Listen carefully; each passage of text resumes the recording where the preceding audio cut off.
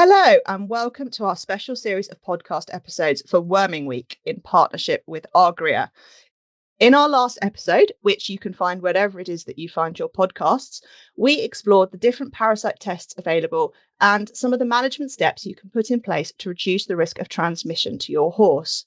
Today, we are going to take a closer look at what factors need to be taken into consideration when deciding whether to test or to treat your horse, and why the overuse of anthelmintics poses such a risk to our national herd.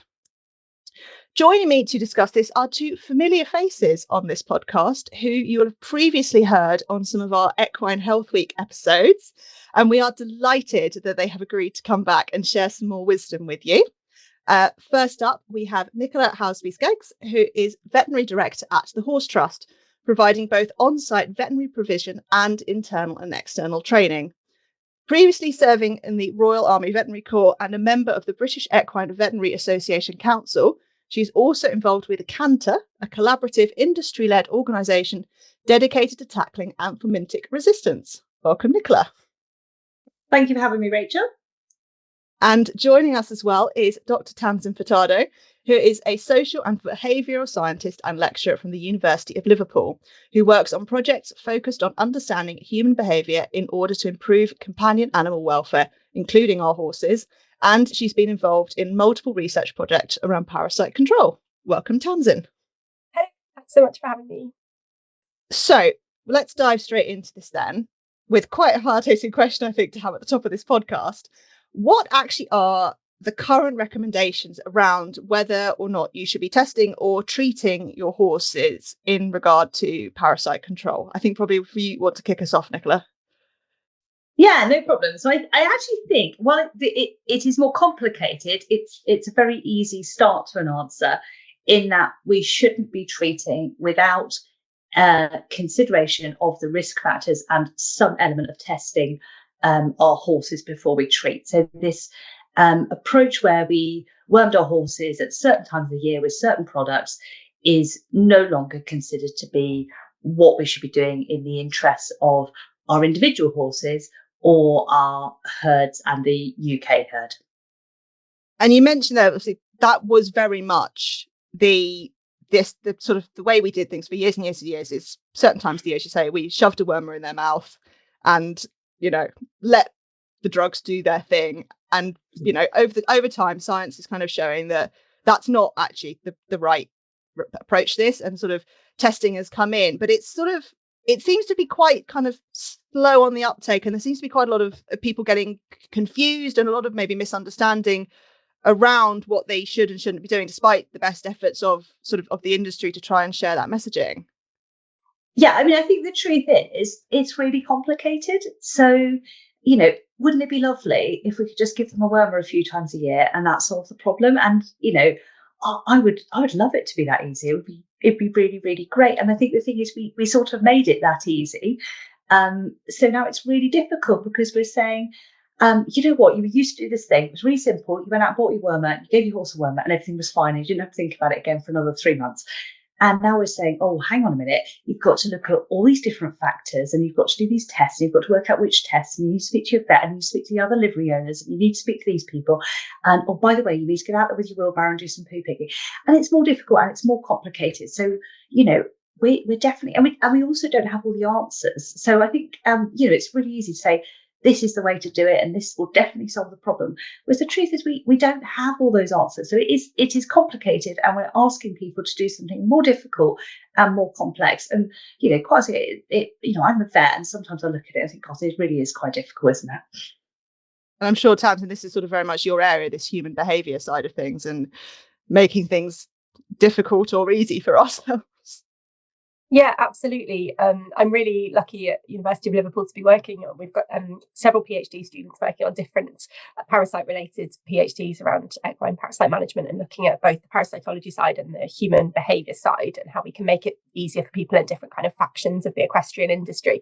And I think for me, as a horse owner, the thing that I find fascinating when we work with our amazing parasitologists that we work with, for example, is how we've traditionally been told that it's really easy. So this worm, give this drug, done, like no problem. But actually they think in these it's really interesting. It's much more about like the whole system as a whole and looking at the grazing and all of the animals that might use that grazing and so on. So where we've been taught, as Nikki said, easy answer, A equals, A plus B equals C, give this drug. Actually, we need to be working. It's a much nicer message in a way, because it's kind of thinking so holistically about how we use the land and what's on the land. But it means that it's not easy for us anymore to kind of have those answers. So we need to be working much more closely with our vets and our parasitologists. But it requires that change, which is hard for us to get our head around when we've done this thing that seems so safe and easy and practical for a long time. And habitual as well. I think that's the thing, isn't it? You just get into that routine of, okay, it's this time of year, let's just go out, buy this drug, off we go, and having to change that habit of what is the habit of a lifetime for a lot of people isn't easy.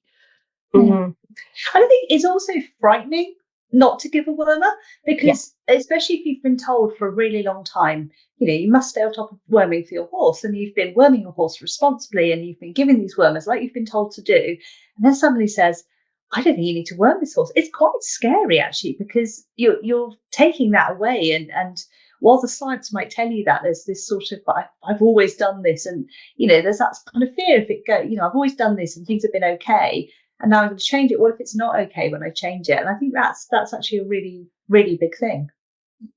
Yeah, I totally agree. We hear that a lot, that it's quite scary for people, and also with lots of different behaviours where we have to think about changing our behaviour for the whole. So like biosecurity is another example, where it's quite similar. It's just so hard. We all know the theory. We all know the theory of like what we should be doing, but it's always a bit like, yeah, but just in this one case, I'm going to do the thing that I know isn't ideal in the whole case, but it's just this once, and then it's just the next time and just the next time. And also, the behaviours that we want people to do with the testing for parasites, for example, are trickier. So like I know in my case, we've got 4 horses who are turned out 24/7 with a field shelter and so on.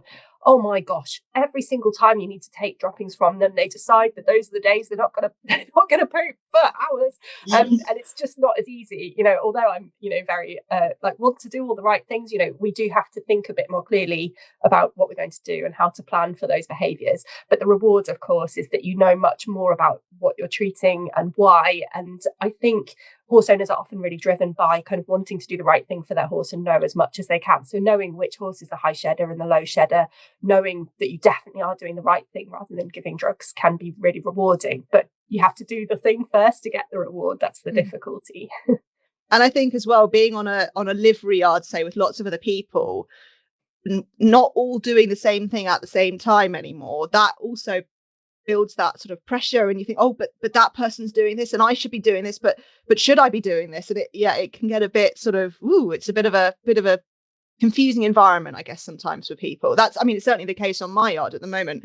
We try to all be quite sort of as synced up as we can with the testing and things, but all you need is one person to slip by a couple of weeks and one horse to need treating and one horse to not need treating, and it all gets quite sort of confused, I guess, as to what we should be doing.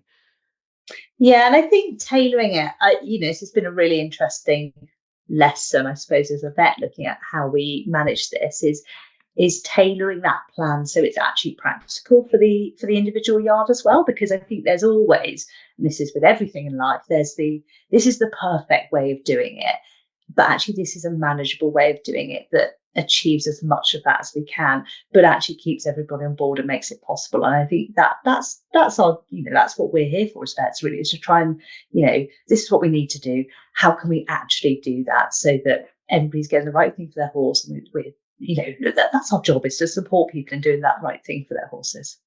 Definitely. That was the whole reason this campaign came about, was just to try and shed some light and some understanding on what can be quite a sort of scary, overwhelming topic with so much different advice out there. Try and distill it all down and help people. Now, we've talked a bit there around sort of sometimes the fact we might be giving our horses drugs that they don't actually need because that's the way we've always done it. Why is it important that we're not giving them drugs they don't need? Why should we not be overusing these wormers anymore? Okay, so I think there's 3 things for me. I'm going to tell you the 3 things and then explain them a little bit so that when I get to number 2, I forget number 3, someone can remind me. So I think the first thing is about the individual horse. The second thing is about resistance, and the third thing is about the environment. And I think the first thing is your individual horse. So I think for any person or horse or anything like that, we don't want to be giving drugs to an animal or a person that doesn't need them. I think we don't know, what necessarily the negative effects of worms are. And I'm not saying they have sort of massive negative effects on individual horses, because most horses give them a worm and they're okay. But we know that their gut flora, for example, is really, really important. So if we're upsetting that gut flora, we're going to have, we're going to potentially have some impact on that horse. So for some horses that might be very minor, for others it might not be. But I think that's always the first thing is why would we put things into an animal that we don't need to be putting in? Then I think the second thing is looking at resistance. So every time you expose parasites to a wormer, you drive resistance. So what you do is you will kill off the ones that are susceptible to that wormer, and you leave behind a population that have some resistance to that. Now, what happens is they all go out and they have a party and they do lots of breeding because they've survived. So, of course, then the next generation are all resistance, and you lose those susceptible worms. Now, that doesn't quite happen that fast, but over time, that's what you're building up. So, if we can reduce the amount of wormer, we maintain that susceptible population of worms. So when we do need to get rid of them, they're susceptible to that drug. And then the third thing is the environmental impact, where we know they have an impact on insects and invertebrates and our marine life. And all of those drugs are going to have that impact on our environment. I know you're covering that in a separate podcast, so I won't go into that now, but they're your reasons for looking at this. As we said, the best case scenario here is that you're doing your testing throughout the year based on, depending on the different tests, obviously different times of the year. As I've said, if you want to find out more of those, do listen to the previous episode where we have gone into them in far more detail. But you have done your testing, you've had the results back, and it says that your horse actually does need a treatment.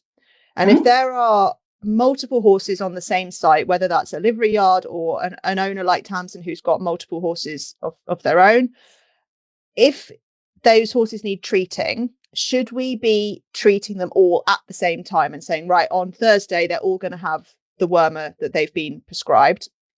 Or does it not matter so much anymore? Because it always seemed to be the case that they should all the horses on the site should have one at the same time. But we're now obviously talking about the fact that not all of them will necessarily be getting one. Yeah, so as in, if you have 4 horses that need treating, do they all need doing on the same day, or could they be done a few days apart? Yeah, I didn't see that it necessarily matters. I mean, for ease, you kind of want to do them around the same sort of time, because it just means that you know when they were last done. And then if you're doing things like re-emergence tests, the timing of those lines up. But if you did them a couple of days apart, it's not going to make any difference. And I guess from that kind of human herd behavior, almost, as say, getting people to do it all together makes it a community event, and everyone's more likely to do it because they're going to feel guilt tripped if they don't do it. Exactly. And also one of the things about both testing and treating is that it can always, it's never do it like today, it has to be done. It always is like, I could just do it tomorrow. So I don't know about you guys, but I've certainly driven around with the little testing kits in my car for a good few weeks before I get around to doing them. So I guess the other thing is that it does make it like, no, do it today. It's done. Yeah. But no, I'm guilty for that as well, of going, I know she needs doing, and I really know that she needs to have a poo in a pot at some point, but I've not done it, and it's 3 weeks later, and I really, really need to do this. But I guess as well, that's kind of where these like programs that some of the companies have, or your vet might have, having that treat and test subscription, I guess you could call it, that's got to be really helpful in encouraging people to do the right thing at the right intervals at the right time. And it sort of very much seems to be now that particularly if you've got it with a vet or someone who can prescribe that drug, if they're getting the test results back, they can then send you the wormer that you need at the right time, rather than, again, having to rely on people remembering to do the right thing at the right time and getting it right as to what they're supposed to do. Yeah, I think that's really helpful, isn't it? I'm really lucky in that I'm on site. We've got a team here, and we've got 120 odd horses here. So, it's I say it's simple. As Tamzin says, getting the fecal samples is the hardest thing in the world. So it normally takes us, a week or 2 weeks to get all the samples in. And run them all and get the results. So, the first horse to get worm probably got tested 2 weeks ago. And And then we'll sit down and we'll look at the groups of horses and what field they're in. We'll look at the risk factors for that field. We'll look at what the worm egg counts are looking like. And then we'll decide, right, these horses are going to be wormed and this is what they're going to be wormed with. And then we'll send the wormers out. And there is a little bit of an element of, we might send them out on a Thursday morning and say they all need to be done by Friday afternoon. But that is much more about, let's get them all done. We know that they were done in that 24 to 48 hour window. So then if there's ever a problem, we can look at when were they last wormed. And we're not looking at a window of, well, were they wormed 10 weeks ago or 8 weeks ago? We know they were wormed on one of those 2 days. And that's where it does become slightly easier to manage. If they get done at the same time, you just know that date's right within 24 hours. Yeah. And I think one of the things you mentioned there that we definitely should touch on is that risk transmission. I mentioned it in the intro, and this leads us on very nicely to that risk transmission. What do we mean when we talk about risk transmission, and how can we assess how risky that transmission is with our horses? So Canter have produced a beautiful table that handily spells out canter to help you remember the risk factors. So your C of Canter is your clinical history. So this is about the individual horse, whether they've got history of parasite disease, gut disease, perhaps your horses with comorbidity. So maybe a horse being treated with steroids, or a horse with Cushing, something like that, that's going to affect their immunity. Then you're going to look at the age of your horses. So we know that much younger horses and older horses are more susceptible to parasitic disease, where that kind of group between 5 and 15 are a much lower risk category. Your N is your number of horses. So it's not actually about how many horses you have, it's about stocking density. So the more horses you have on a piece of land, the higher chance there is of that horse grazing near eggs and larvae that have been dropped on the pasture. Whereas if they've got miles and miles and miles, why are they going to eat next to their own droppings? I mean, some of them do, but there's no incentive for them to do that. T, which is your test results, and then you've got your E, which is your environment. So that's things like, are you managing your environment? So poo picking is a really big one when it comes down to that. So if you're poo picking, you're out there twice a week with your wheelbarrow and your shovel, you're going to be a much lower risk category than someone who's kind of going, poo picking? No, we don't do any of that. And then your R is for risk. So that's then when you decide your risk category. So as a couple of examples, you could have a 3-year-old that's come from perhaps a rescue scenario. So that's one of the situations we have as a charity, is you'll have 3-year-olds that have got, now we don't know they've got a history of parasitic disease, but there's a high chance they have. They're in that younger age category. When we look at our number of horses, there's perhaps been 10 horses in less than an acre, something like that. When we do their test results, their worm egg counts are absolutely sky high. We know that the environment certainly hasn't been poo picked. So those horses we're going to instantly put in that really, really high risk category. So they're ones we're almost certainly going to need to worm. And then you've got your other extreme, which might be horses who are, a 10-year-old that has no history of any disease associated with parasites. They go for, a couple of hours turnout once a day on an acre of land, and someone is going around poo picking, and their worm egg counts are super low, and blood tests and they're super low. And those are your really low risk horses that possibly aren't going to need worming at all.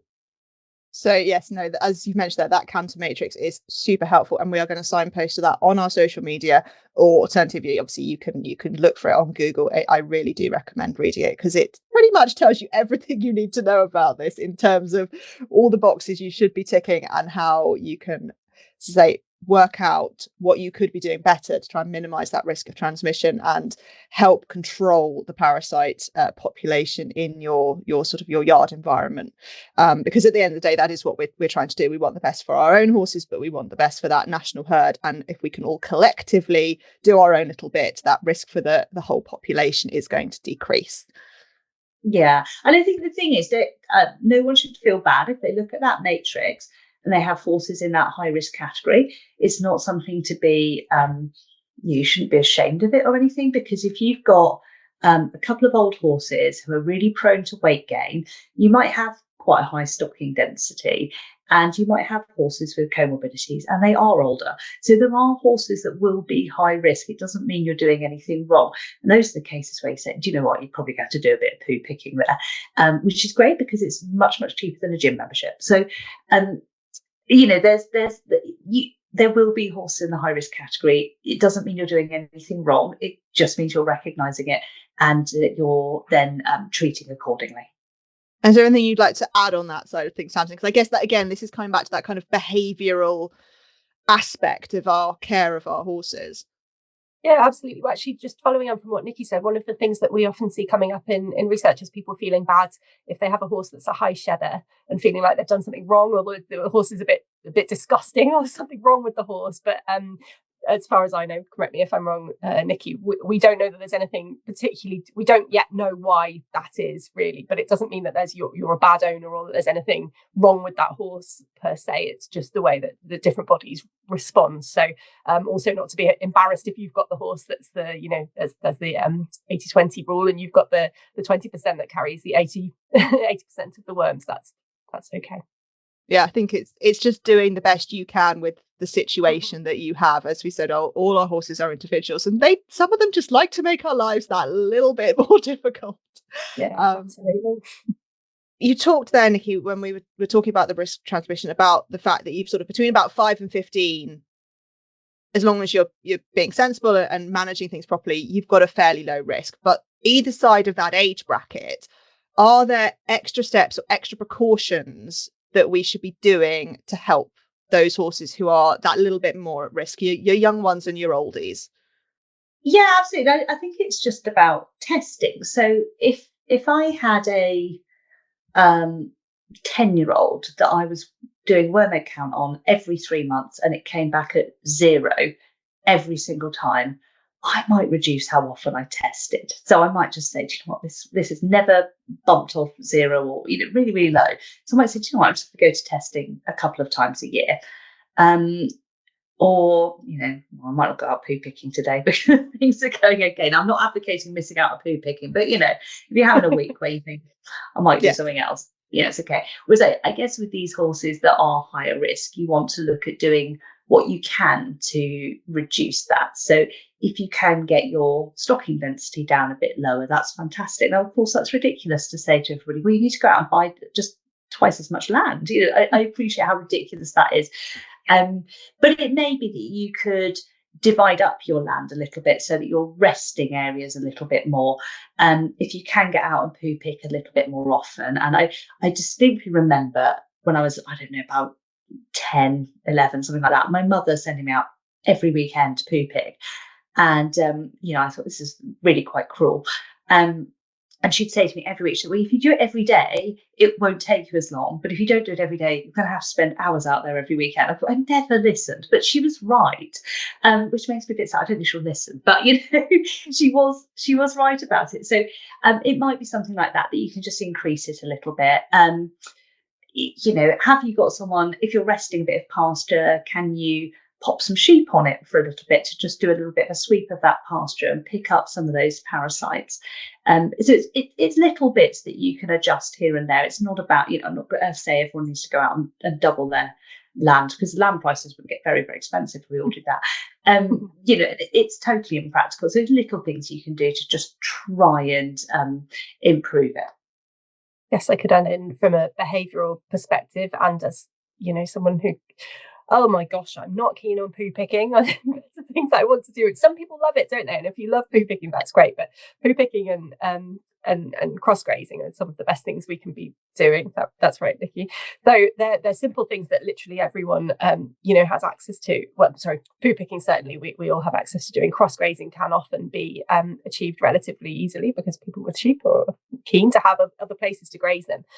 But figuring out how to change so that you can fit in more time to do these things is really tough. So it's worth having a think. Sometimes it's really helpful to ask a friend to just sit down with you and just chat through what could you do and how could you change things, and kind of in a very open way to just help them you think through, because we all get stuck within our own barriers of, oh, but my land's so my land's really hilly and it's horrible and I don't have time and it's dark and blah blah, and my working hours and etc etc.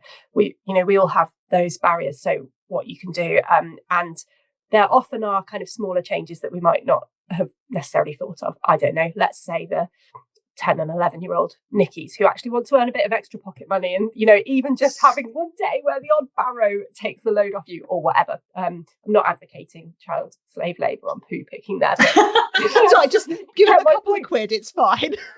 Yeah, exactly. Yeah.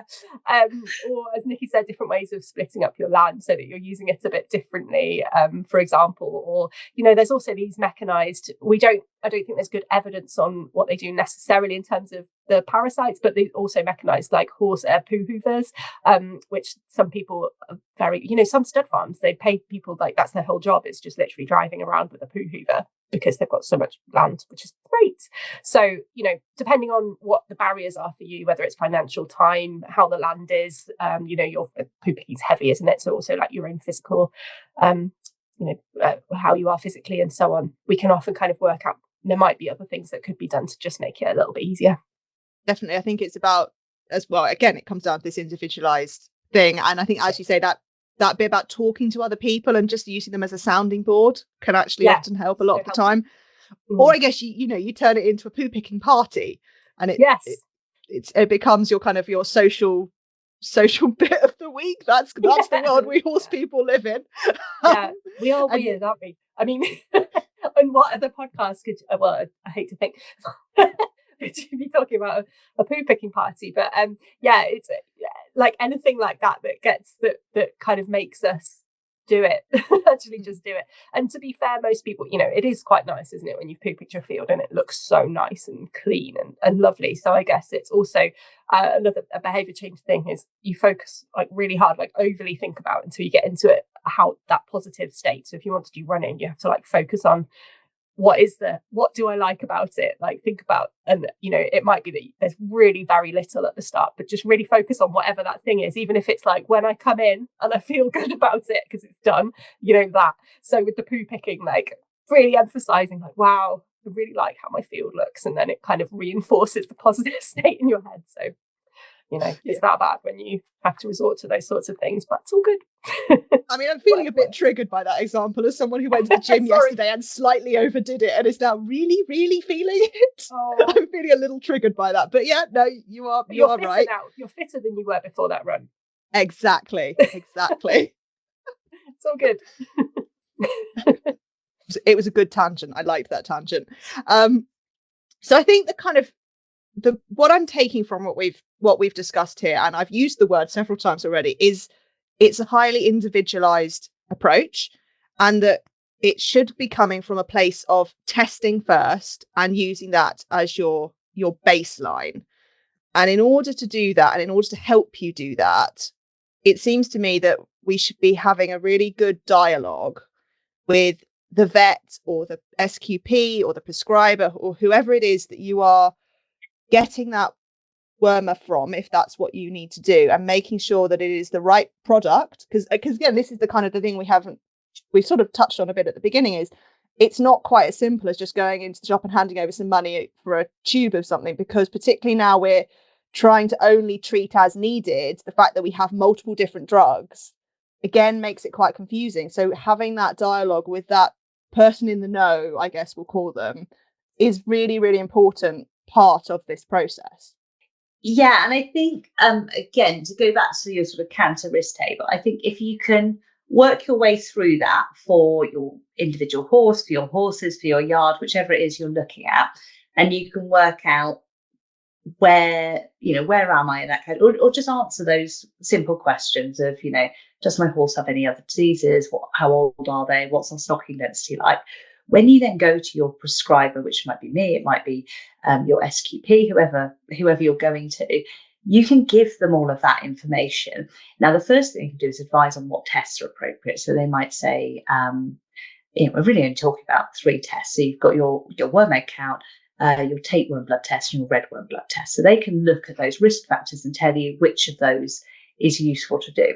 And also, if you've got any history of previous test results, that's also really helpful, because you help advise with, right, this test is probably most appropriate at this time of year.